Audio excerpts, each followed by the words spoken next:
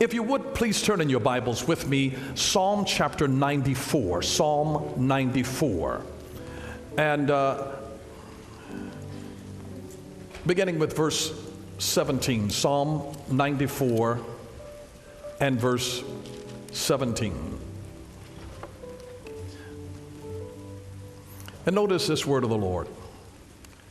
If the Lord had not helped me, I would have gone quickly to the land of silence.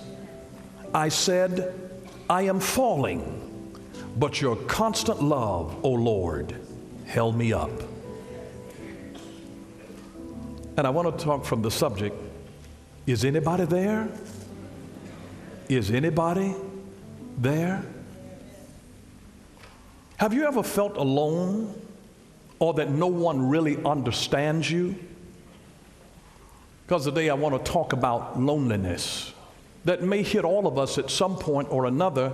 You might not deal with it in your younger days, but as you get older and all of the people that you knew start dying off and you find yourself alone, or if you get sick too long and friends don't come by to see you like they used to, or you get incarcerated. There are a wide variety of things that can produce loneliness in your life, mess up and get scandal on your name, and be ostracized from people that used to hang with you and celebrate you.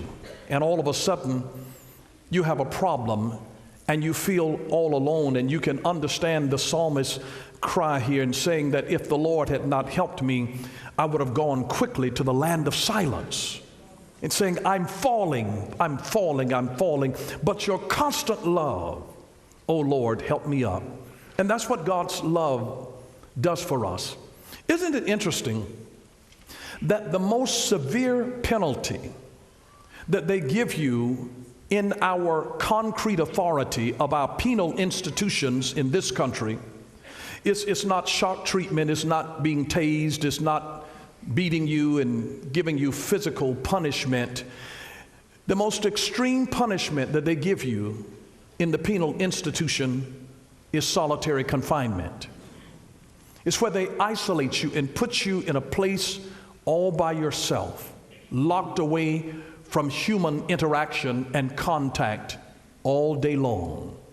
It's the most torturous punishment, is to be ripped away from fellowship and communion with other people and locked in this place of loneliness where you have to confront the reality of who you are. Mother Teresa said that one of the greatest diseases is to be nobody to anybody. One of the greatest diseases. And when people are lonely, it's interesting that they often listen to music because music reflects our emotional life. It reflects the emotional lives of most people. That's why if people are feeling down, they put on the blues. Because music somehow reflects and expresses the emotions that we feel. But there is no deeper sadness that ever comes over the mind than the idea that you are all alone in this world, that you do not have a friend, that no one cares for you, that no one is concerned about anything that might happen to you, that no one would even care even if you died, or nobody would even shed a tear at your grave, is a very, very disturbing thought. Isn't it amazing that the world seems colder and darker and scarier whenever you're alone? I mean, if you're by yourself, even if you've got a little chihuahua with you, if you have a goldfish, if you have a parakeet, you just feel better because, you start talking to them. Even if they can't talk back, it could be a cat that cannot have any communion with you, but it's like, yeah, baby, we gonna do, is that thunder that I heard? Come here, baby, what we gonna do? Just as long as you've got somebody or something there with you, but what do you do when you feel isolated from all that is in the world that is good?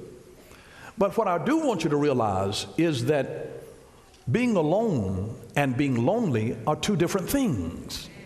Those are two different things. One can be alone without being lonely, and one can be lonely in a crowded room. It's amazing. So they're not the same, to be alone and to be lonely. Lonely people end up hiding their loneliness oftentimes. You see them smiling. You know why? Because smiling is always easier than explaining why you're sad. And so sometimes they just smile so they don't have to disclose their business to you. But loneliness is a killer. And we don't even have to be by ourselves in order to experience it. Tim Hansel said that loneliness is not the same as being alone. Loneliness is feeling alone. No matter how many people are around you, it is a feeling of being disconnected, unplugged, left out, isolated. It's a feeling. It's a feeling. Loneliness is a feeling. Say that with me. Loneliness is a feeling. Loneliness is a feeling. Now, while feelings are real, but feelings are not facts. They are real, but they are not facts. You can feel something that's very real to you, but it's not a fact. You can feel alone and yet not be alone, but you feel alone. Loneliness is this thing where you feel alone. And you can be with a crowd of people and still feel alone. You see, if the feeling is accepted to you as a fact, it can destroy your life. You are ruined by the lies that you believe, and you are healed by the truths that you seize. But you are ruined by the lies that you believe. You are healed by the truths that you believe. So don't ever confuse a feeling with a fact. I mean, isn't it amazing that some people assume that all married people feel totally great companionship all the time? I've met a lot of lonely married people because we can feel lonely in a relationship. We can feel lonely in a marriage. We can feel lonely in a crowded room. We can feel lonely in prison. We can feel lonely in a big city or a small town. We can feel lonely in a fraternity, a sorority. We can feel lonely in a position of celebrity. You feel lonely in leadership. You can feel lonely even as part of a big family. Just because you have a big family doesn't mean that you don't feel lonely. Because you are unique. You can be in a big family and yet still feel isolated, that nobody even understands you, even in your big family, even in your sorority, even among your coworkers. Loneliness is therefore, it's a state of mind. It's an emotion that is brought on by feelings of separation from other human beings. It's a feeling. Loneliness is a feeling that creates a perspective in you. And so the sense of isolation is deeply felt by people who are lonely. When was the last time that you stopped to evaluate your life? When was the last time that you stopped to evaluate your life? I mean, have you thought about the fact that in creation, as God created the earth on the first day, at the end of that day, God stopped and evaluated his own work, and he said, "It is good." And the second day, God stopped and evaluated, "It is good." And the third day, he stopped and evaluated his work and said, "It is good." Isn't it good to stop? Now, if God himself stopped on a daily basis and evaluated the effectiveness and the productivity of his day, he didn't wait to the end of the week. He didn't wait until every day. At the end of every day, we are created in the image after the likeness of the Almighty God, who stopped at the end of every day and evaluated the effectiveness and the productivity of the day. How much more should we? When was the last time that you stopped In your time of being alone with your mind racing in 1,000 different directions, and just quiet it yourself to just be still and know that He is God. May I just say to you that dimensions of my personality are totally introverted. I refuel and restore and renew in solitude. Solitude is a beautiful thing. It's not a negative thing. I'm okay being alone. I'm okay eating by myself from time to time. I'm okay. I like my own company. I don't deal with self-hatred or poor self-image. So I'm okay. I rebuild in that time of just quieting down when I don't have anything else. When I go places and minister, there are other extroverts refuel being with people. I go back to my room. I'm in the quietness of that time, that in peace my soul is restored. In the tranquility of peace, I'm rebuilt, I'm renewed. And we have to be able to come at the end of the day and evaluate sometime. But God, in all of the 7 days of creation, God stopped at the end of it and said, it is good, it is good, it is good. The created man, it is very good. And the first time that God said something was not good is when God said, it is not good that the man should be alone.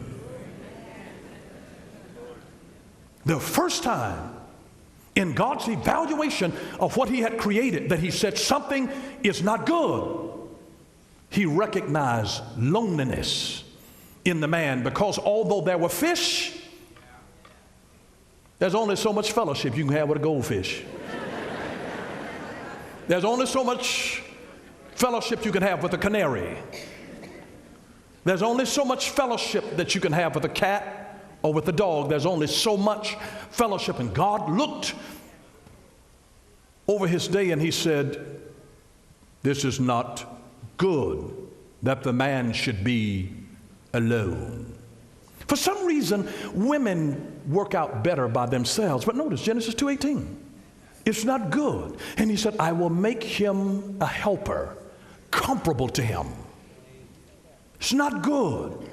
But everything else that God created, He said, is good, it's good. This is very good. The first time that God ever spoke the words, it's not good, was when man was alone. That's not good. All of these serial killers and the guys that go off and do heinous crimes, nobody saw it coming, but they were twisted and they felt isolated, rejected, not accepted by the crowd, and they were a wounded soul. We've got to be able to recognize people that are on the periphery. You have to understand that the devil, as a ravenous wolf, when he goes after the sheep, he's not coming after the sheep that's close into the pack, the ones that have gotten connected in a small group and who will open their lives and share in fellowship. He comes to the ones that are on the fringes, on the periphery. They are the stragglers that are not in with the pack. These are the ones that are straggling alone, and the devil comes telling them, psst, psst, psst, you know, nobody care about you. These folk don't like you. Look at them. And he starts talking to people that are marginalized, people that are on the outskirts of life. Those are the ones that he starts. Nobody loves you. You know, these people that don't accept you anyway, just do what you want to do. Just rebel. Be ugly. Go ahead and do it, because it doesn't matter. They don't love you anyway. You're all alone. Something is wrong with you. You don't fit into their world. And he's looking for somebody. You can't do that to people that are nestled together in the pack when you are part of the flock. And that's the danger of being a straggler, not wanting to come into the fellowship, in the fellowship of the believers, into the koinonia where you open your life and they can help you with the perspective, because loneliness will distort your perspective. One of the most touching things to me when I was at St. Jude's Children's Hospital, this little girl, maybe 7 years old, bald-headed, given a death sentence, matter of months to live, and the nurse asked her, she said, honey, are you afraid to die? And she says, no, I'm not afraid to die. She said, I'm afraid of not being remembered. And in her little life of her short-lived years, her greatest fear was not dying. It was having no remembrance of her that she had ever lived. That I want to be able to live long enough to do something by which I can be remembered. Because every human being has a need to be loved, to be understood, to be valued, and to be remembered. To be remembered. To be remembered. Lonely people feel forgotten. They feel forgotten and not remembered. We have a need to be remembered. And that's why when God drops somebody on your heart, reach out to them. Don't just think about them. Don't just think about them. Reach out. Text them. Pick up the telephone, call them. Get in the car, drive across town, go and see them. Send them a letter, send them a mail, send them a gift, just to let them know somebody's thinking about me. I'm not forgotten. I'm not forgotten. I am not forgotten. The Holy Spirit brings people up on your mind. Don't just pray for them. Do that too. Do that too. Do pray for them. But let them know you're praying for them. I can't tell you the number of times that I'll send people a message and just let them know. I just want to, and you know what? Just so that they'll know that I'm not prevaricating, I will let them know I prayed for you this morning, and this is what I prayed for you about. And I will list 5 or 6 things that I actually prayed for them about. Are you listening? Because I don't want them to just say, you know what, I prayed for you. That's cheap. I want them to know I prayed for you today, that the strength of God would undergird you in your marriage, and that you would have wisdom and integrity of heart to be able to. I prayed that God's health and healing power would touch your body, bring refreshment and renewal to your spirit, because I know when I'm being empowered by the Holy Spirit to reach out to somebody who's hurting.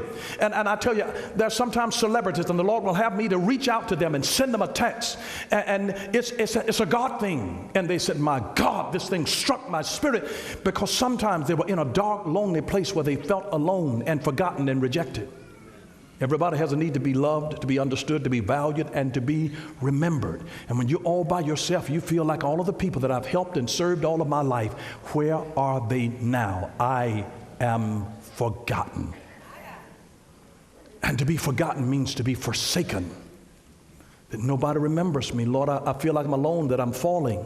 That's what the psalmist was going through, this deep depression. You can be saved and depressed. And you wonder, how can you be depressed and the joy of the Lord is my strength?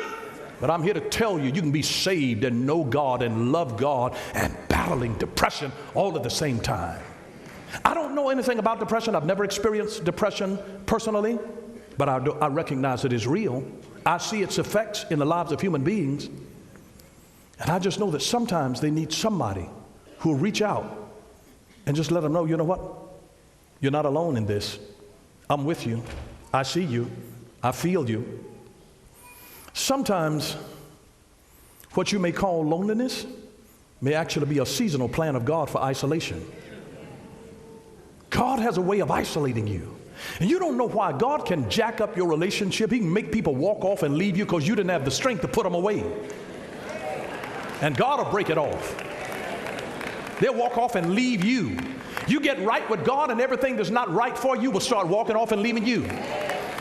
I mean, when your passions change and you turn toward God and you submit yourself, you die to yourself. Other folks that were with you for the wrong reason, wasn't after you. And I'm just telling you, they'll just stop calling you. They'll stop coming after you. You'll start rolling with you because your desire. Anybody know what I'm talking about? I mean, you know, you wonder, how am I going to tell them that I have changed? Let them see the change in you, and they'll realize they'll start feeling uncomfortable inviting you to the party anymore, because they know you don't roll like that. But if you're struggling with loneliness, you're not alone. Everybody feels isolation for one reason or another at some point. God uses isolation. In fact, in the economy of how God operates, God always separates or isolates before he elevates. So when God is taking you, I mean, it might be through a sickness, and I wouldn't pray that on anybody, but sometimes in the isolation of your sickness. Craig Rochelle, his mother, his grandmother had fallen in her home. And she lay there, helpless, for 72 hours. Until a neighbor came and knocked on the door 3 days and hadn't seen her, hadn't heard anything from her. And she called 911, and they came there and broke the door down and came and found her still alive, struggling on her bathroom floor and couldn't get up. Fallen and couldn't get up. And her grandson was like, God, how could you do this to my sweet grandmother? And his grandmother told him, baby, she said, I have never been as close to God as I was in those 72 hours that I was on that bathroom floor. Sometimes God, in the isolation of putting you in a situation where nobody else can reach you. You can be in a marriage and they can't even reach you. They don't even understand where you are. And you're in a place isolated. But it's for promotion. God is isolating you. He's getting you ready. He always sets apart before he sets you up and lifts you up, promotes you. There's always this time of pulling aside. It's called consecration. There's a separation before there's an elevation. Separation before there's an elevation. So if you don't understand what the purpose of God is, you can start feeling lonely and sitting there sucking your thumb and wondering why nobody's there with you. God sent everybody home from your party. And maybe, just maybe God was working something supernatural and divine in your world to be able to turn your world around for the glory of God, where he's going to work something out of what you might have thought was loneliness, but it's really isolation. It is separation. I love one of my favorite statements from Lorraine Hansberry is this, that the thing that makes you exceptional, if you are at all, is inevitably that which must also make you lonely. If you become excellent in anything, you're going to be lonely because you can't be running with folks all the time. You got to handle your business. The thing that makes you exceptional, if you are at all, is inevitably that which makes you lonely. And in isolation, God doesn't necessarily change your circumstances, but he uses the circumstances to help change you.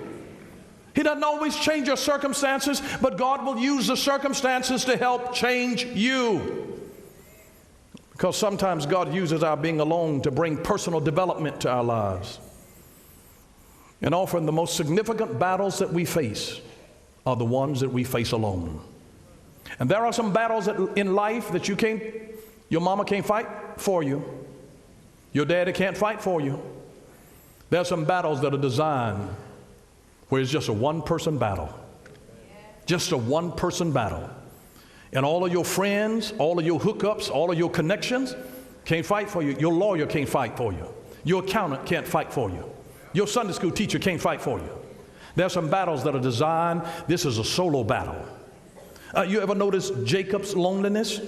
In Genesis 32, verse 22 through 24, notice, that night Jacob got up and took his 2 wives, his 2 female servants, his 11 sons, and crossed the ford of the Jabbok.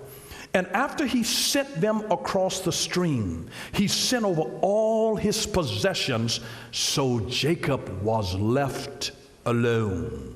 And a man wrestled with him till daybreak.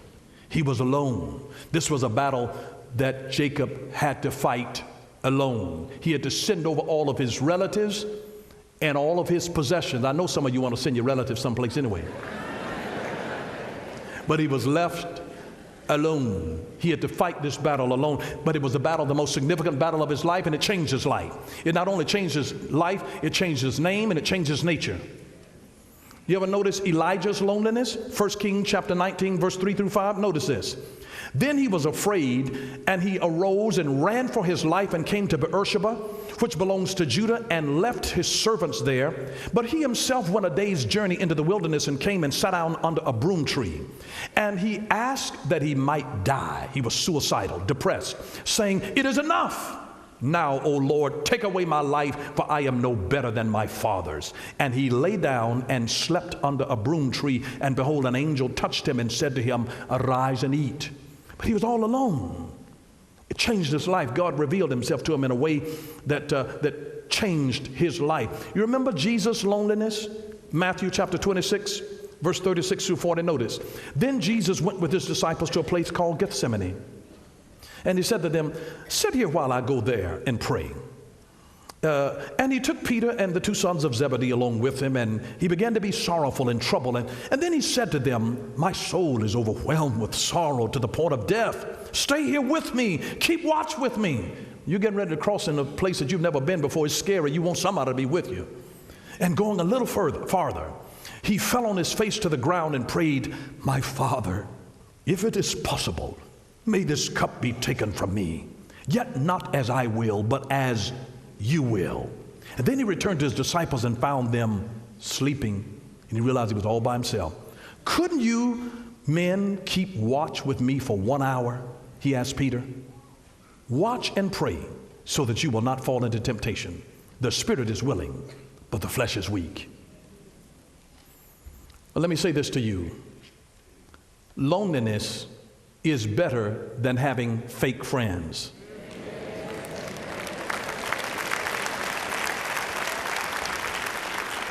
It is so much better than having fake friends. And continuing in loneliness often leads to a more serious situation, lead to depression and all of that. So don't ever feel that you have to cope with loneliness by yourself. Ask for help.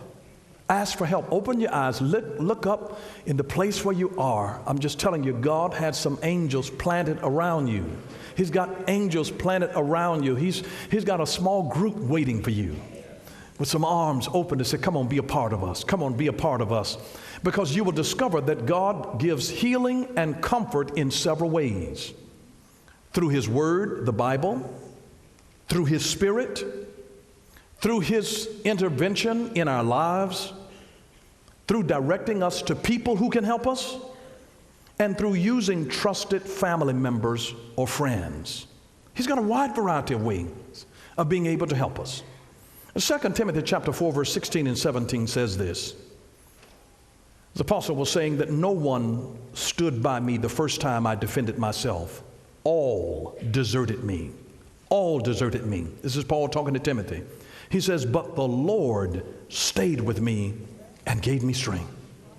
The Lord stayed with me and gave me strength. And here's the thing that I want you to remember. The Lord never leaves us. He never leaves us. Though others deserted me, the Lord was with me and gave me strength. The Lord was with me and gave me strength. Now, I intend to do another message as a sequel to this. And if you know a lonely person, I want to encourage you to get them here, because I'm going to dig deep and to help bring deliverance to our lonely and forgotten people, and those of us who are not lonely, to teach us how to recognize them so we can throw our arms around them and let them know you're not forsaken. Psalm 68 says that God takes the solitary, the one who feels like they're in solitary confinement, and He places them in families. There's a family that God has placed for us. Thank you for watching Power for Living with Bishop Dale C. Bronner. Join us again next time for Power for Living, where revelation is power. Power for living.